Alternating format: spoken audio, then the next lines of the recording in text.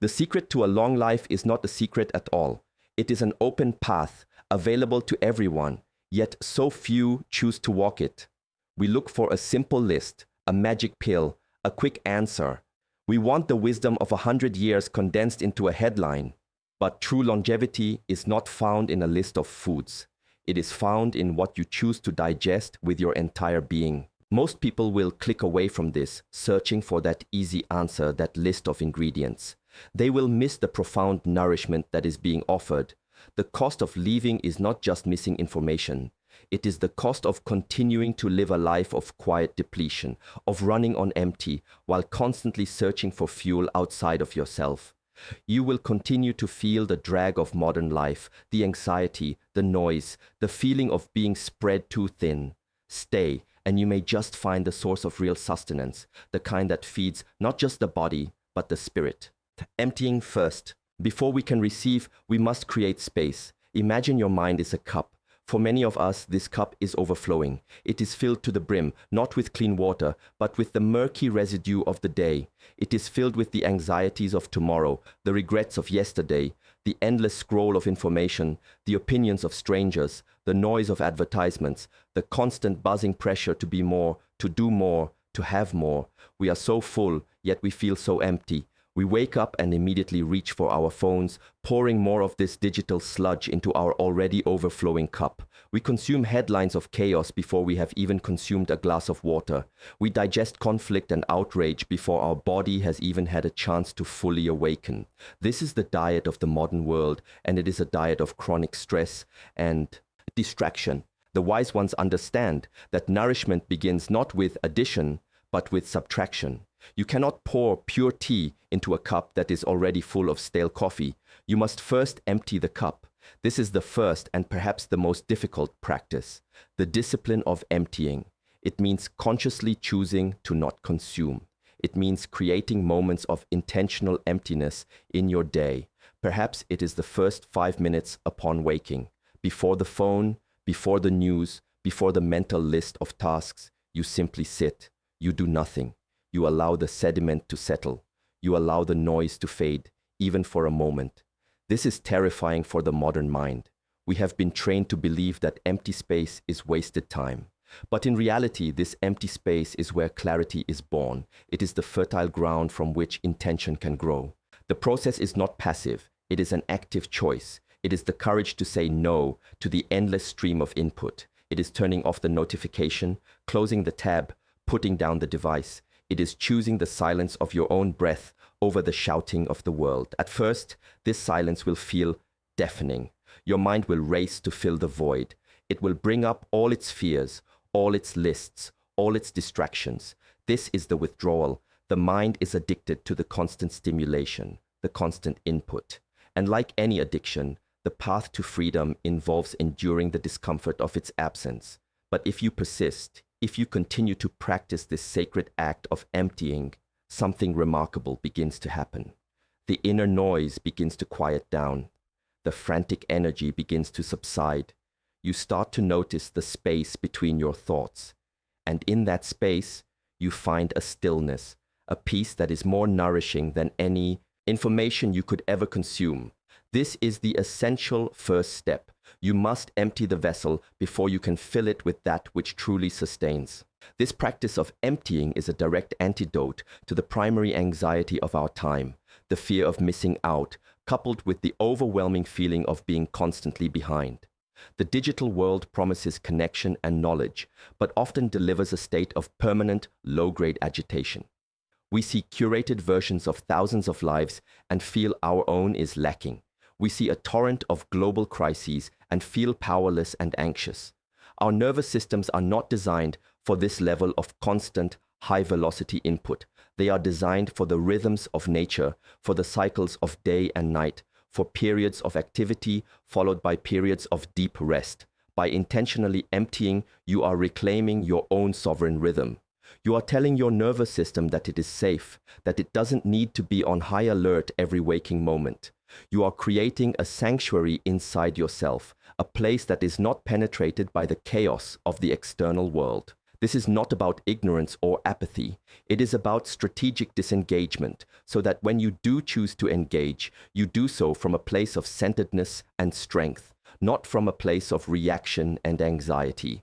The world doesn't need more anxious, overwhelmed people. It needs calm, clear, and centered individuals who can be a source of stability in turbulent times.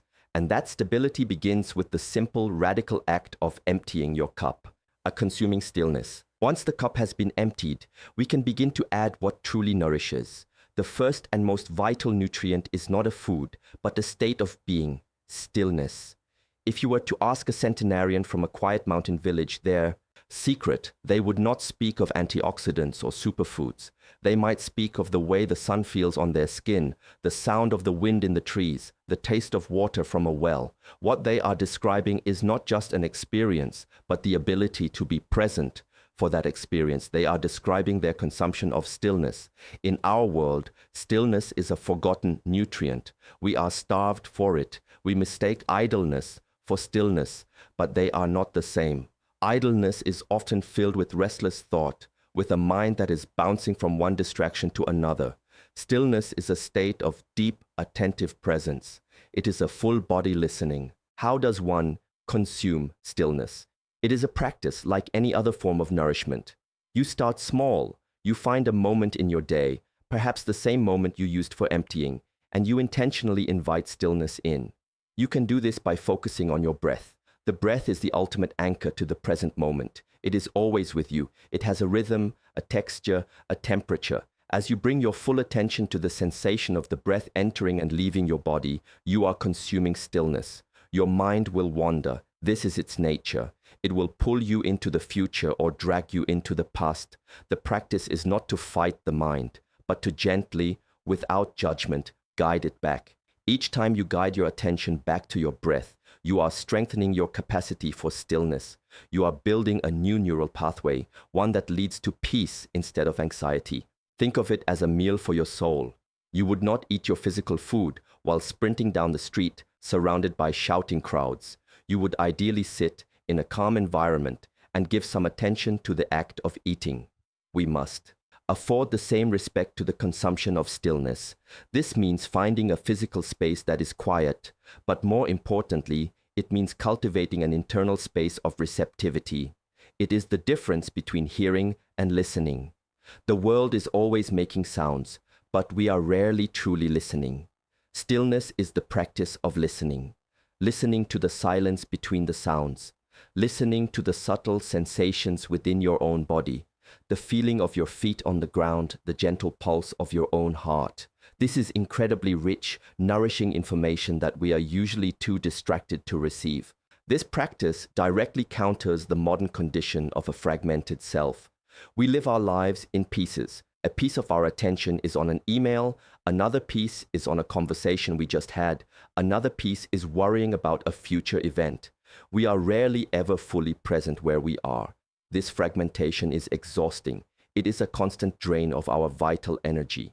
Consuming stillness is the act of bringing all the scattered pieces of yourself back together into a single, unified whole. In these moments of stillness, you are fully and completely yourself, right here, right now.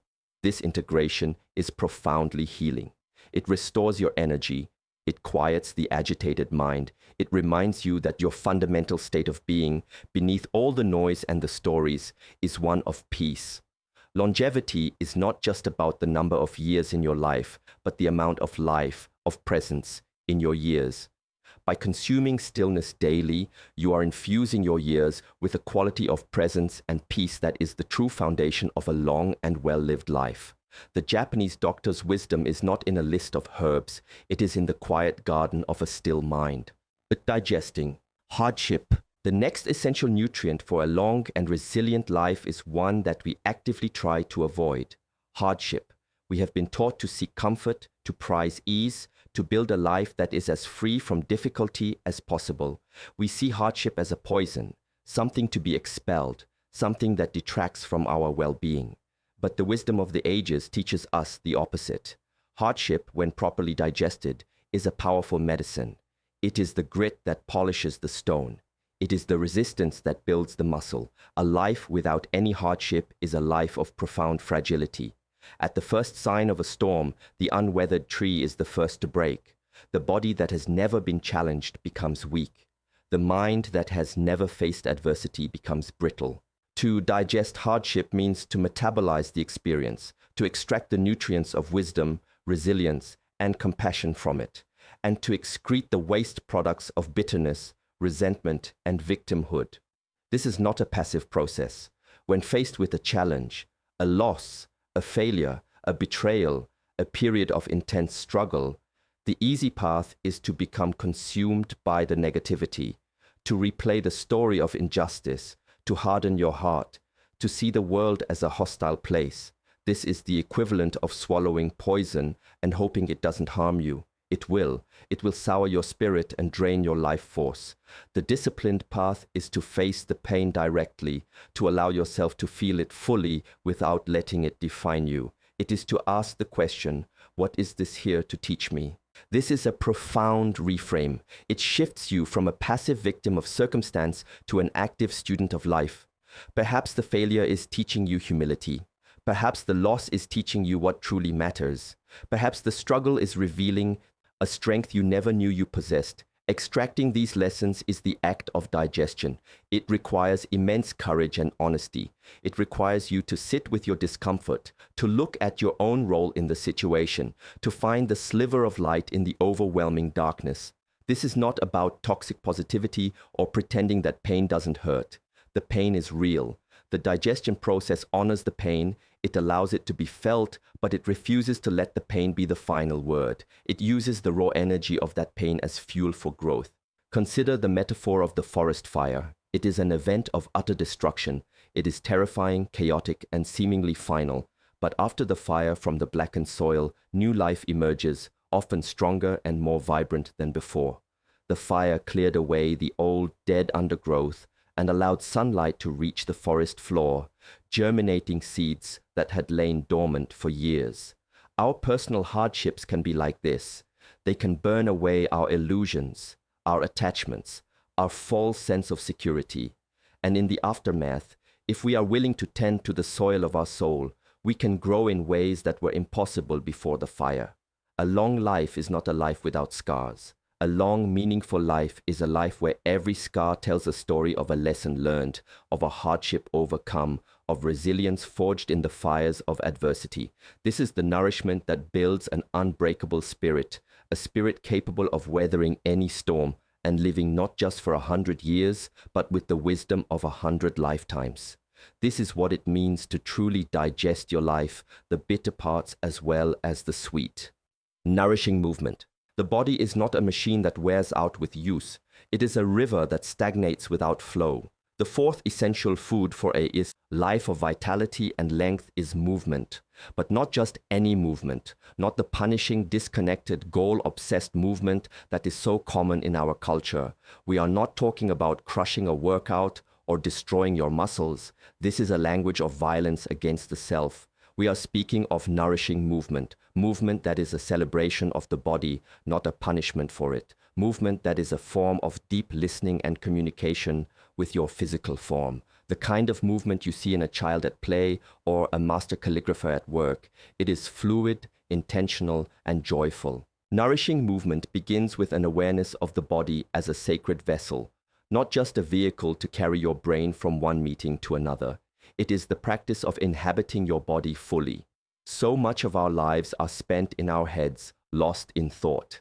We become disconnected from the physical reality of our existence. The simple act of walking can become a profound practice of nourishing movement. Instead of walking while lost in your phone or your worries, you bring your attention to the act itself. Feel the soles of your feet connecting with the earth. Notice the subtle shift of weight from one leg to the other. Feel the gentle swing of your arms. Feel the air on your skin. This is not just exercise. It is a moving meditation. You are feeding your body with your own focused attention, and this is a powerful form of energy. This type of movement helps to circulate not just blood, but what ancient traditions would call life force or chi or prana. When we are sedentary or when our movement is rigid and stressed, this energy becomes blocked. We feel stiff, tired, and heavy. Think of a stagnant pond. The water becomes murky, life withers. Now think of a flowing stream. The water is clear, oxygenated, and full of life. Nourishing movement is what keeps the river of your internal energy flowing. Practices like Tai Chi, Qigong, yoga, or even simple intuitive stretching are designed around this principle. They are not just about building muscle or burning calories. They are about harmonizing the body, mind, and breath. They are about unblocking stagnant energy and cultivating a state of graceful, fluid strength. This approach to movement is a powerful antidote to the modern anxieties around aging and the decay of the body. We fear getting old because we associate it with stiffness, pain, and a loss of freedom. But much of this is not an inevitable consequence of aging, but a consequence of a lifetime of disuse or misuse of the body. By cultivating a practice of nourishing movement throughout your life, you are investing in a future of flexibility, balance, and grace. You are maintaining the lines of communication between your mind and your muscles, your joints, your very cells. Longevity is not about preserving the body in a static state, like a museum piece. It is about keeping it fluid, adaptable, and alive with intelligent energy. The wise elder who can still bend down to tend to their garden at 90 years old is not a genetic freak. They are someone who has understood that movement is a daily meal for the body, a meal that must be consumed with presence, with gratitude, and with joy. They have nourished themselves with flow, and in return, life has flowed through them for a long, long time. Nature. For millennia, our survival and well-being have been intrinsically linked to the tribe, the village, the community. In the modern world, we have traded this deep, interwoven connection for a shallow, hyper-individualistic, but digitally connected existence. We can have thousands of friends online, but feel profoundly lonely. This loneliness is not a trivial emotion. It is a silent epidemic. It is a form of starvation for the human heart, and its health consequences are as severe as smoking or obesity. A life without genuine connection is a life lived in a silent desert. To share sustenance is to engage in the reciprocal flow of energy that happens in authentic relationships. It is the act of truly seeing another person and allowing yourself to be truly seen. It is the vulnerability of sharing your struggles and the generosity of holding space for someone else's. It is the joy of shared laughter, which is a powerful medicine in itself. It is the comfort of knowing that there are people in your life who care for your well-being, who will show up for you not because of what you can do for them, but because of who you are. This is a form of energy that you cannot generate on your own. It is co-created. It is the warmth of a shared fire that is far more powerful than any fire you could build alone. This nourishment requires intentional cultivation. In a world that pushes us towards transactional relationships and fleeting interactions, building a true community is a conscious act. It means investing your time and your presence. It means putting down the phone when you are with someone and giving them the gift of your undivided attention. It means practicing deep listening, where you listen not to reply, but to understand.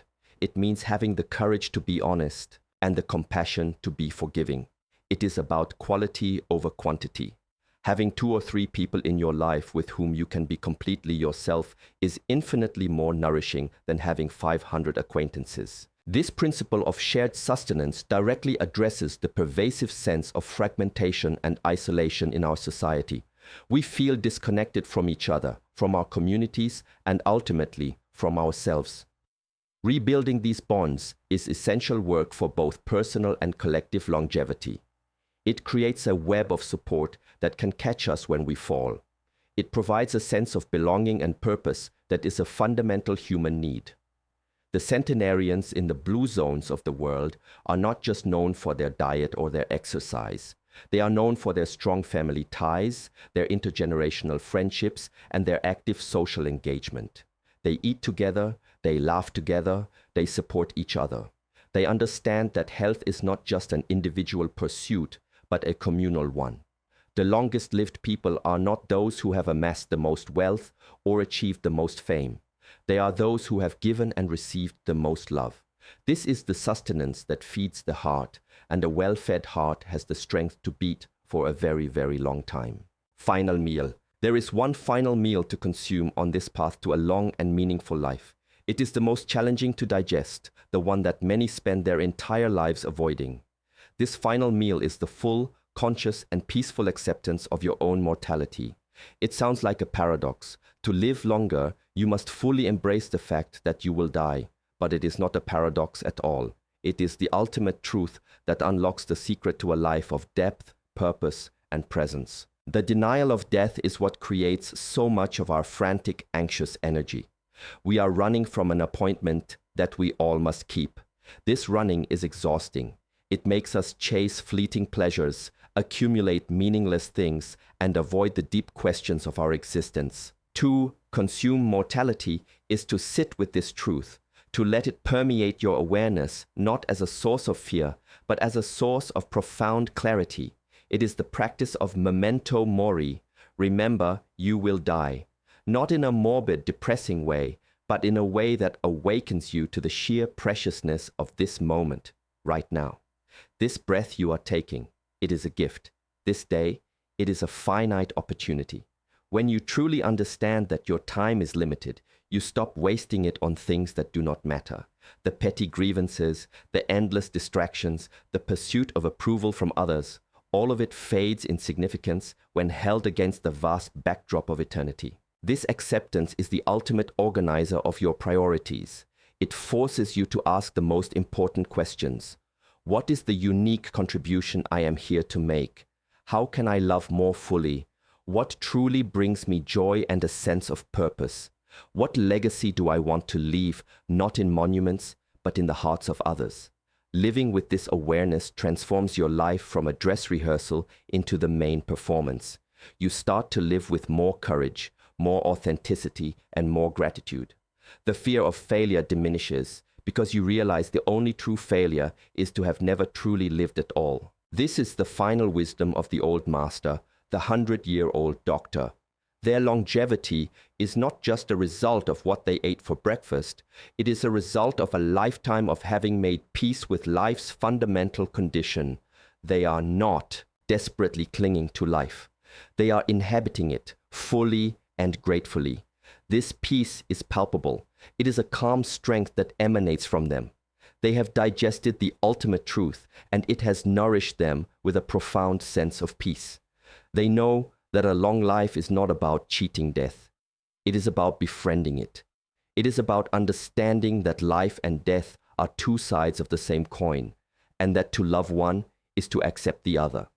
By consuming this final, most potent nutrient, the awareness of your own finitude, you are not preparing for death. You are finally, fully preparing to live. This is the meal that makes all the other meals meaningful. It is the source of a vitality that does not fade with age, but deepens with every passing year. It is the key to living not just a long life, but an eternal one, in the depth and quality of every precious fleeting moment. The true secret is this: life is not a problem to be solved, but a reality to be experienced. The path to 100 is not a race to be won, but a dance to be savored. Empty your cup of all the noise. Fill it with the quiet nourishment of stillness. Learn to digest your hardships and turn them into strength. Move your body with joy and gratitude. Share your heart and your table with those you love. And finally, embrace the beautiful, fleeting nature of it all. Do this, and you will not just be adding years to your life, you will be adding life to your years. Which one of these meals, emptying, stillness, hardship, movement, or connection, do you feel most starved for in your own life right now? Deeply resonated with the idea of digesting hardship?